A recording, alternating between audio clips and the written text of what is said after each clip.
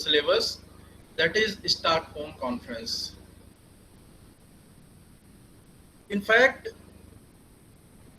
United Nations Conference on Human Environment is also known as Stockholm Conference because it was held at Stockholm, Sweden. Perhaps it was first United Nations Conference which focused upon the international environmental issues.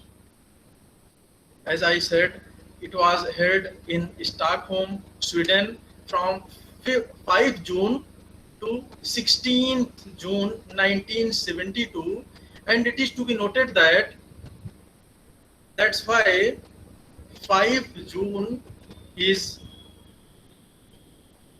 declared as International Environment Day. So Stockholm Conference reflected a growing interest in conservation issue worldwide and laid in the foundation for global environmental governance. The final declaration of Stockholm Conference was an environmental manifesto that was boastful statement of the finite nature of Earth's resource and necessity for humanity safeguard them. Basic objective ये था कि अर्थ में जो natural resources हैं वो finite हैं, निश्चित हैं, एक निश्चित क्वांटिटी में हैं, इसलिए हमें ज़रूरत है कि उसे सेव किया जाए, उसका यूज इस तरह से किया जाए कि और लोग भी उसका फ़ायदा उठा सकें और ह्यूमैनिटी के लिए ये प्रिजर्व्ड रहे. So the Stockholm Conference also led to the creation of United Nations Environment Program, that is in brief known as UNEP, United Nations Environment Program, in December 1972, same year, to coordinate global effort to promote sustainability and safeguard the nature and the natural environment. In fact, it was Sweden who first suggested to the United Nations Economic and Social Council in 1968 the idea of having United Nations Conference to focus on human interaction with the environment. So ECOSOC passed a resolution number 1346 supporting the idea. अब यहाँ पे आपके mind में question आया होगा कि what is इकोसॉक, economic and social council क्या है. In fact international bill of rights जब ह्यूमन राइट्स में पढ़ेंगे हम लोग, शायद नेक्स्ट सेमेस्टर में ह्यूमन राइट्स हो आपके, तो ह्यूमन राइट्स जब हम पढ़ेंगे तो उसमें आपको इंटरनेशनल बिल ऑफ राइट्स मिलेगा which is presently made of Universal Declaration on Human Rights, that is known as UDHR, and Economic, Social and Cultural Rights. इसके लिए एक्चुअल में यूनाइटेड नेशन का इकोनॉमिक एंड सोशल काउंसिल, जो United nation का एक important organ है among 6 main organs of United Nations. तो economic social council के पास ये सजेस्ट किया गया था स्वीडन के द्वारा पहले कि यूनाइटेड नेशन कॉन्फ्रेंस फोकस किया जाए जो ह्यूमन इंटरेक्शन एनवायरनमेंट से रिलेटेड हो, एक कॉन्फ्रेंस ऑर्गेनाइज किया जाए, जिसके लिए economic and social council, economic का इको एंड सोशल का एसओ और काउंसिल इकोसॉक ECOSOC, इसने एक रिजोल्यूशन पास किया जिसे रिजोल्यूशन नंबर 1346 कहा गया, जो इस आइडिया को सपोर्ट करता हुआ था. सो general assembly resolution 2398 in 1969 decided to convene a conference in 1972 and mandate a set of reform from the United Nations Secretary General suggesting that conference focus on stimulating and providing guidelines for the action by national government and international organization facing environmental issue. Actual में जैसे national legal system में हम देखते हैं law making authority किसको दी गई, parliament को, और स्टेट के लिए स्टेट लेजिस्लेटिव असेंबली को दी गई। तो इसी तरीके से इंटरनेशनल फोरम में जनरल असेंबली को लॉ मेकिंग पावर दिया गया। तो इकोसॉक ने इकोनॉमिक एंड सोशल काउंसिल ने जब सजेस्ट किया जनरल असेंबली को, तो जनरल असेंबली ने एक रिजोल्यूशन पास किया जो जिसे रिजोल्यूशन नंबर 2398 कहा जाता है 1969 में, कि 1972 में एक कॉन्फ्रेंस ऑर्गेनाइज किया जाएगा जिसका ऑब्जेक्ट होगा कि गाइडलाइन प्रोवाइड किया जाए किसके लिए, नेशनल गवर्नमेंट के लिए और इंटरनेशनल के लिए, जो इंटरनेशनल एनवायरमेंटल इश्यूज हैं उस पे डिस्कशन करने के लिए। तो the root of Stockholm conference lie in 1968 proposal from Sweden that the United Nations hold international conference to examine the environmental problem and identify those that required international cooperation to solve. So the 1972 conference, that is known as 1972 conference किस नाम से जाना जाता है? Any student?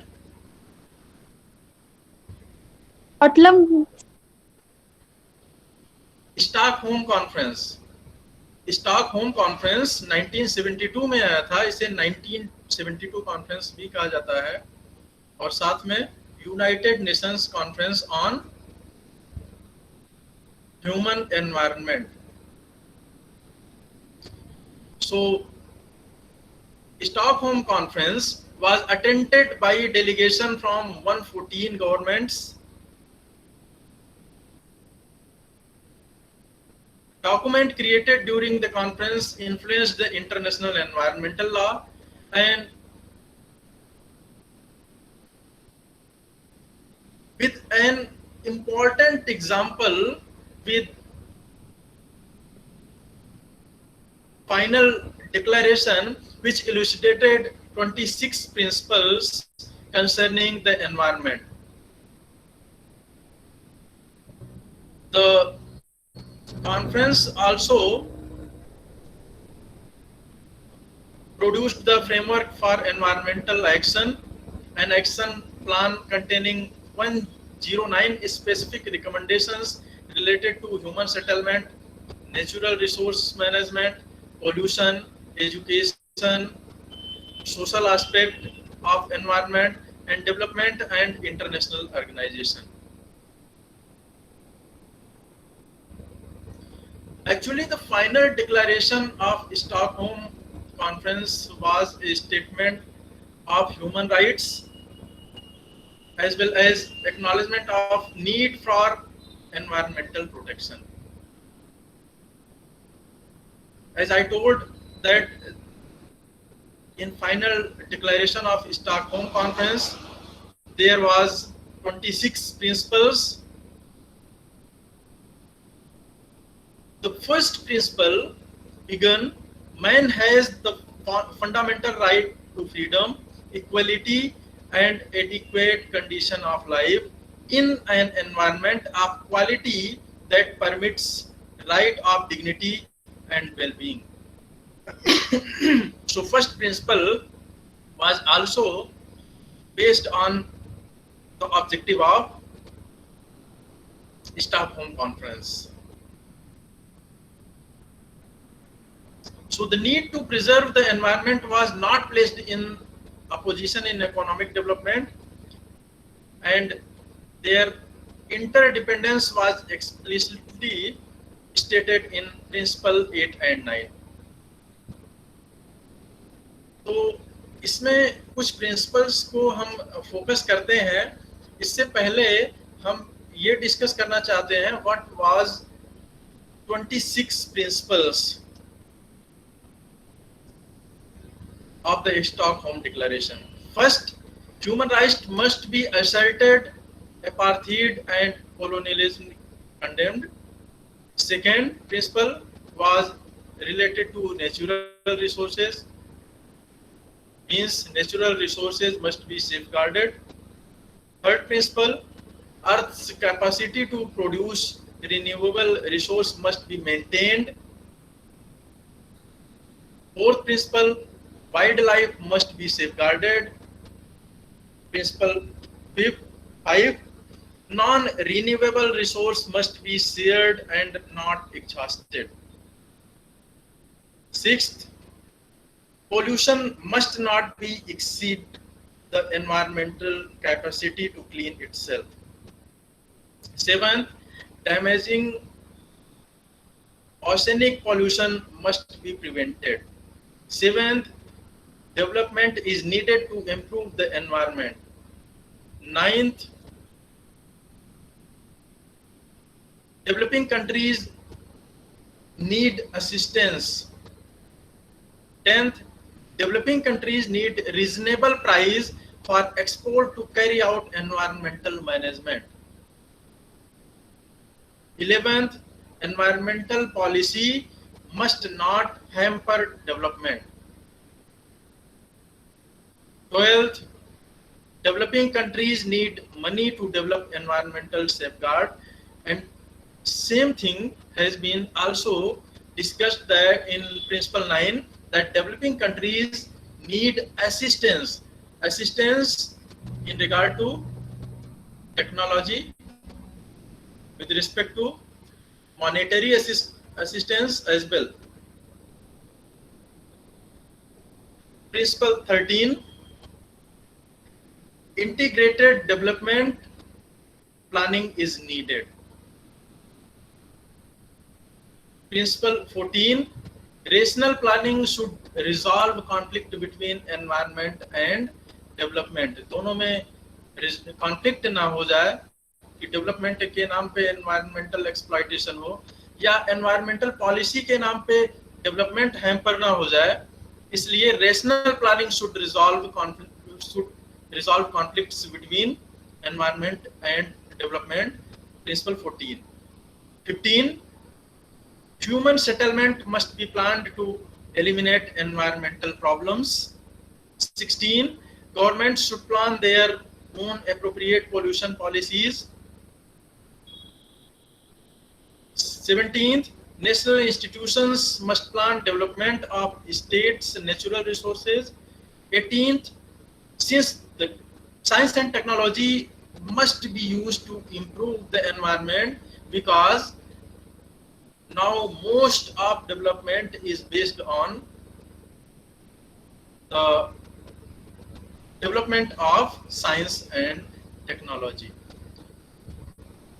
19th principle states that environmental education is essential. Principle 20, environmental research must be promoted, particularly in developing countries. 21, state may exploit their resources as they wish, but must not endanger others. 22nd, compensation is due to state thus endangered. 23rd, each nation must establish its own standards. 24th, there must be cooperation on international issues.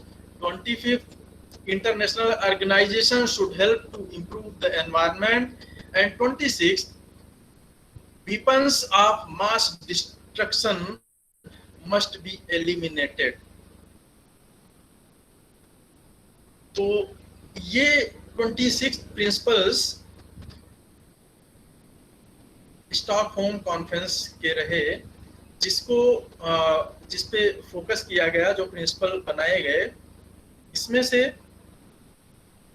कुछ आपको ध्यान रखना जरूरी है अपने जितना memorise कर सकें, सारे प्रिंसिपल से याद रहें, ये आसान काम नहीं है। तो कुछ प्रिंसिपल्स पे हम फोकस करते हैं, जो जैसे प्रिंसिपल 4 ये कहता है necessity of conservation including the preservation of bird life habitat. Principle 7 में दिया गया avoidance of polluting seas. Principle 5 में डिस्कस किया गया the wide use of non renewable resources. Principle 13 to 17 में दिया गया importance of developing coordinated planning. Principle 19 focus किया गया इम्पोर्टेंस ऑफ एनवायरमेंटल एजुकेशन। और principle 20 facilitation of scientific research and the free flow of information. Principle 22 the development of international law relating to environmental pollution and damage। और साथ में Principle 26 most importantly is discussed about weapons of mass destruction must be eliminated।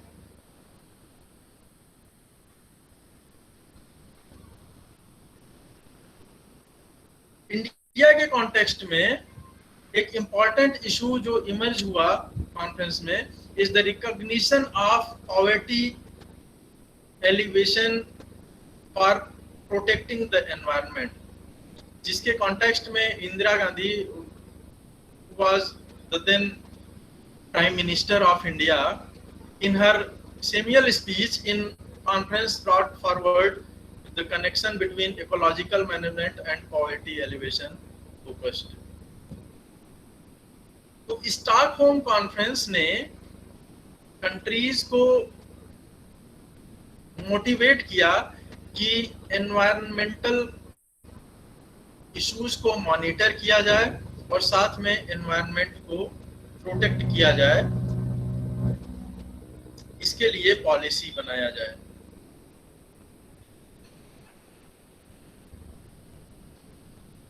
So despite of these institutional accomplishment including the establishment of United Nations Environmental Plan, the failure to implement most of its action program has prompted the United Nations to have follow up the conference।